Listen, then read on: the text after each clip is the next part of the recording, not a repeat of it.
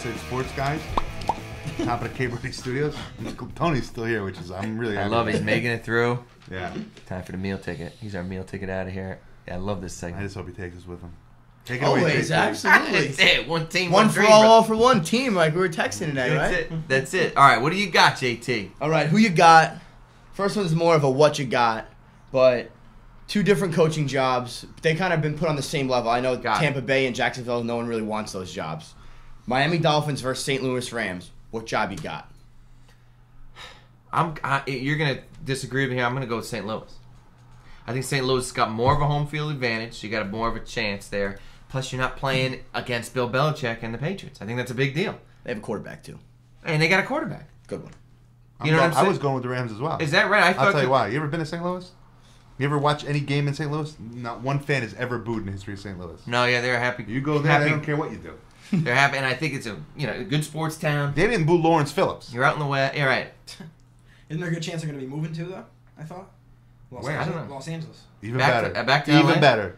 Well, I There don't you know go. if that's even better, but all right. But I think it's if I'm Jeff Fisher, as the guy that's supposedly getting courted by both of them, I'm going to the Rams. They got a high pick too. You got a high pick. Yeah. They I don't want got anything long to do on the with the defensive line. Dolphins. They got some pieces there, you know.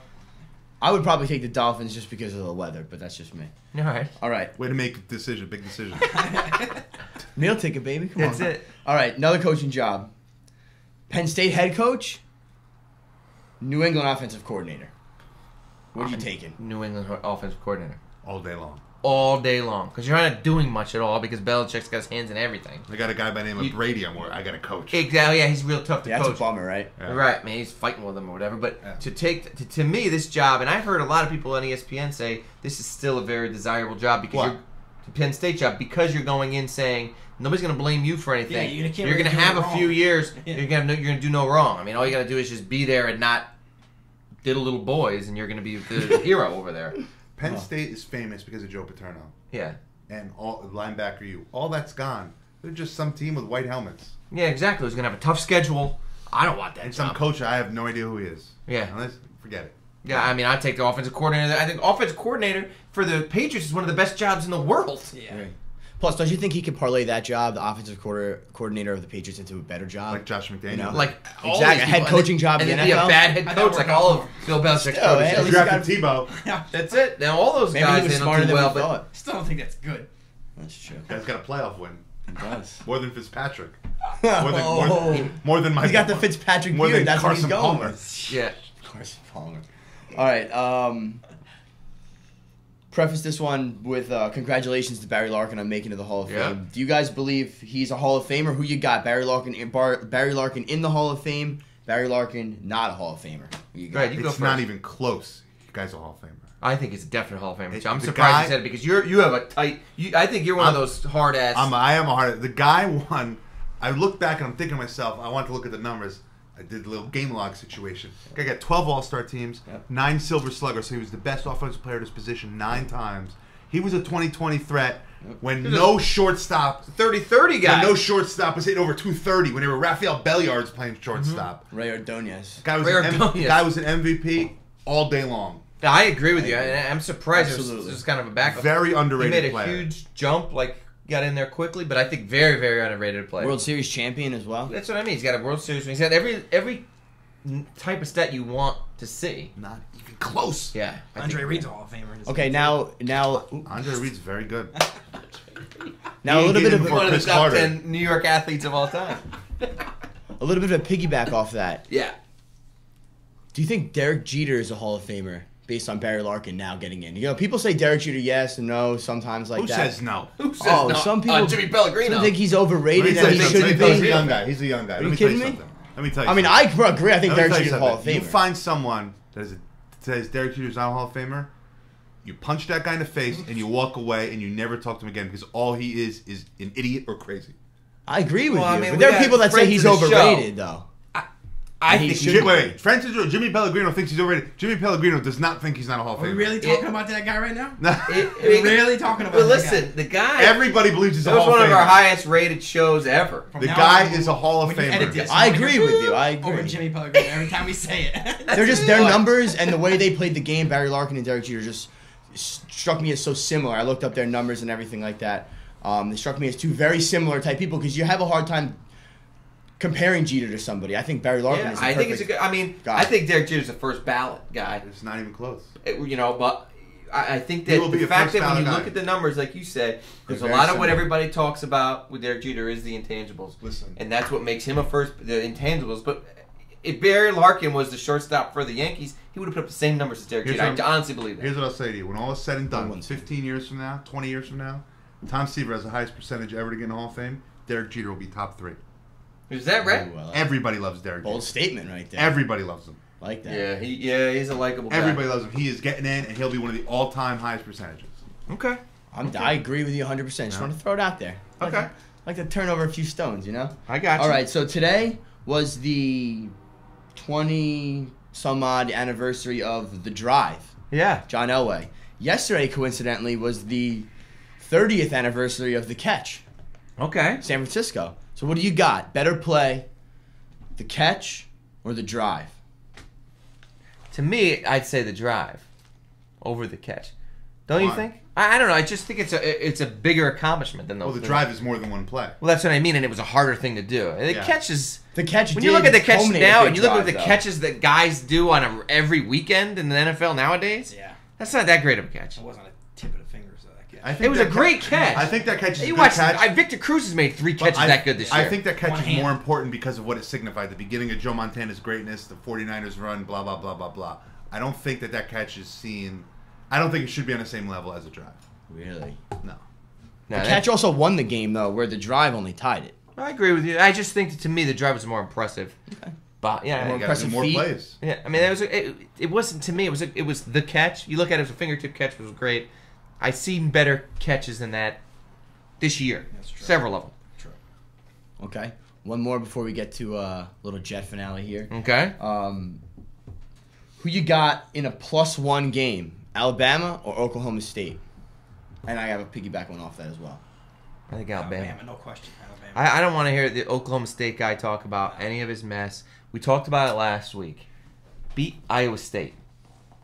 Right? And that's the team they lost to, right? I mean, I don't feel bad for them, if that's what you're asking me. Yeah, and I don't think that they would have won. I mean, when you look at Alabama's defense, we talk about how bad. We'll get into the game a little later on, but I think Alabama wins that game 9 times out of 10. Yeah. Against Oak State. Absolutely.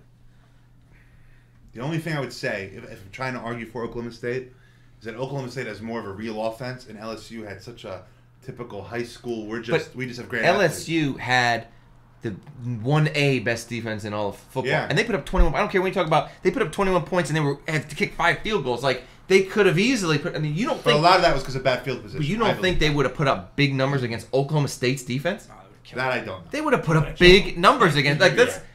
I will say this: their offense, it would not have been that much of that close of a dominating game by Alabama. I think Oklahoma State would put up points. They would No put one up can points, stop but I that think they would have receiver. put up more than 21. And I don't think that Oklahoma State's going to put up 50 against Alabama. I don't think they're going to put up 24 against I Alabama. would love to have seen Oregon play them. You think so? Just Oregon's so fast. I Playoffs just like. coming soon. They're gonna do that. You listen. They have to. I told you. That was my one of whole your- Segue into my next little point here. And now to piggyback off that, what do you get? Who you got or what you got? An 18 playoff or a +1 with the top 4 teams? What do you think's a better system? I think it was just 18 playoff. These guys have 50 days off. They don't have time to play games. I know. Don't give me that they have Division- finals. one Don't give me AA. These guys have finals. They go to class. One AA, Division 2, and Division I'm sure 3. the art Kids who- history class final isn't too tough. Kids who Basket actually weaving go like to Matt class Leonard. in Division 2 and Division 3 and 1 AA, those guys manage to Exactly. play the playoff. Johns Hopkins, those guys are playing in it. Do playoffs. you? You They just were. start off with 4. They were. Four, What? it's fine. Yeah, I think you start off with 4 and not go straight. Whatever it is, my point is You you have normally, lots of yeah, time you're right. off. Because normally, you know, there's only 4 teams that really have It's the 6 potential. weeks off. No, I know. Yeah. 50 Yeah. days. There'll be like, there'll be 47 day, whatever it is, off. Plus, they could go a little deeper into January if they wanted to. The kids are off. They're not going to school. We're all off. Exactly. What do we care? You know? Exactly. All right, last one. Whose work ethic you got? Mark Sanchez or Santonio Holmes? Mark Sanchez. This is not even a question. The fact that some idiots, anonymous people, I Right. hate that. You know I hate anonymous I people. can't stand So it. bad. I think it's the worst. These guys want to go anonymously and talk about his work ethic when the only facts of the story that we know is that he was calling practices that Santonio Holmes wasn't going to. Right? I mean, he was calling 7-on-7 practices. Just get some skill players out there working During the on some lockout, things. you're saying? No. This in the last few weeks. Really? Take away. He called them, and Santonio Holmes went to one of them, Like sat in the extra back meetings. and pouted, and after practice, and then didn't show up to any of the other ones. Take away your annoyance with this, that we both have for this unknown source. You're right. Do you think there's any credence to the fact that he's not working as hard, that he's whatever, because he's not pushed by a backup quarterback? No. I think that's another media-driven thing. I don't think that affects him. I do think that he's just.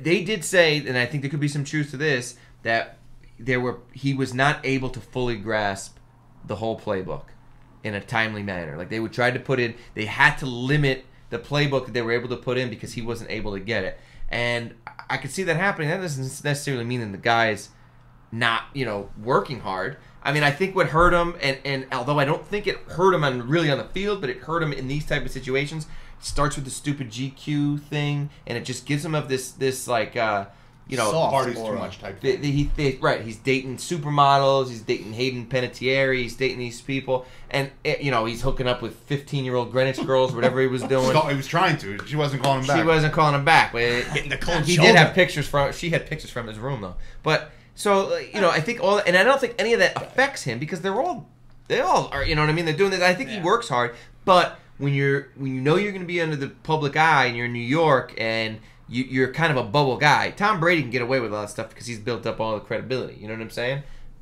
He just doesn't have that yet. So you're going to look at when he had a bad year, and he had a very bad year, and he was not good. I don't think it has anything to do with his work ethic. I think he just, to be honest with you, after that Baltimore game, he just got jittery. You looked at him, I think he changed as a quarterback. I don't know why this bothers me. I always think back to Pete Carroll being so mad when he left, and you never see coaches like that. So I wonder if maybe in his mind this guy just doesn't have that type of work ethic. Because clearly has athleticism.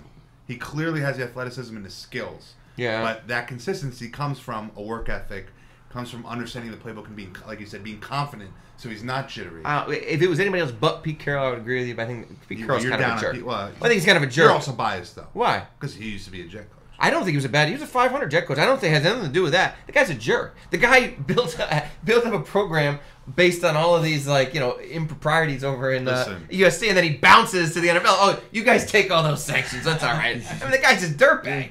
You can't tell me that He won games. Hey, so he was mad that he lost a quarterback that he thought was really good. I don't believe that he has the kid's best interest in mind. I'm not saying his best interest, but I wonder. So why is he upset? Why would he be upset other than it's hurting him personally?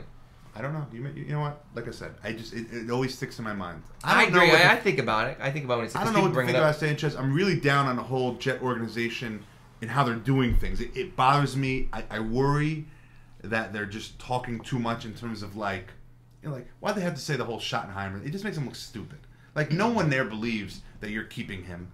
I told you. I think that they were hoping that he would get a head coaching job and save them a lot of money. Why not just not say anything? What are they not going to say anything? Oh, they're going to ask you a question. The team that talks all the time, they're going to say next question. How about this? You think Rex Ryan's going to say he's never said the word next question in his life? We're still evaluating we're evaluating this team from top to bottom to see what went wrong, and that includes all coaches. Because then a team that's looking for a head coach is going to say, well, if we really want who cares? If I'm Woody Johnson, who cares? This is $3.2 million. What do you care about the way that what Osama Abdelwahad thinks more than $3.2 million? But what does it matter that they said that? Nothing. It means nothing that they said that. If they did say it, they have even if it's a 1% chance, they have a 1% chance of saving $3.2 million. By saying it costs you nothing. It does nothing other than upset Osama Abdelwahad. No, I just think it makes them look dumb. Okay. I just tell you what I think. Yeah. To speak to your point about him not grasping the offense, even today when Nick Mangold went on ESPN to defend Sanchez, he said about him working hard.